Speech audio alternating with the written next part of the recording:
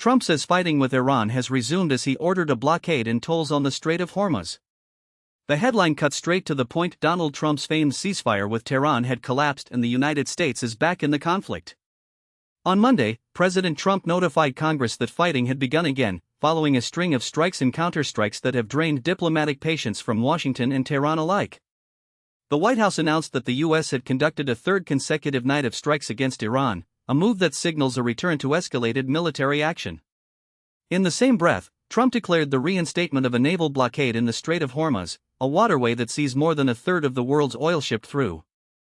The blockade is coupled with a controversial plan to charge shipping fees, tolls of 20% on all cargo passing the strait. This stance is a sharp reversal from the administration's earlier position that such fees would violate international law. Trump's remarks come as lawmakers on both sides of the aisle are increasingly concerned about the economic fallout. Oil prices surged on the news of the blockade and tolls, while the stock market fell, amplifying fears about the broader impact on global commerce. Republican leaders dank that any money left to spend should focus on domestic priorities ahead of the looming midterm elections. In a radio interview, Trump dismissed the previous ceasefire agreement as "don't mean much." He offered no new strategy for resolving the conflict, leaving the president's plan for the next few weeks uncertain. "We're protecting a very rich portion of the world," Trump said on a nightly CNN interview. He asserted that the United States is now the guardian of the Hormuz Strait and that shippers should reimburse the U.S. at a 20% rate for providing security. Trump's decision to levy charges finds him at odds with his own stated policy. Earlier in the year, Secretary of State Marco Rubio declared that no country is allowed to charge tolls or fees on an international waterway. Rubio's statement, made only weeks before Trump announced the tolls, underscores a stark policy shift.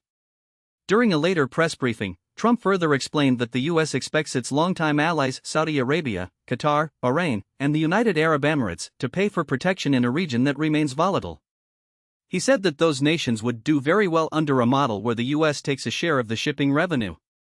The new direction has left war on the Middle East with millions of civilians wondering what's next. The lack of a clear diplomatic path or a unified military strategy presses the debate of balancing power and peace. President Trump's announcement unlocked a swirl of speculation about how the U.S. Claxio will handle future military engagements in the region if Congress does not grant him authorization. The situation remains fluid as the U.S. moves to enforce a retroactive blockade that could alter the shipping lanes of global commerce. Oil producers and shipping companies are watching new U.S. policy developments closely. Many analysts expect that if the tolls are enforced, the prices for shipping will rise, influencing oil prices worldwide. As voices at Capitol Hill express worry over the economic toll, Washington's direction remains focused on protecting the strategic waterway.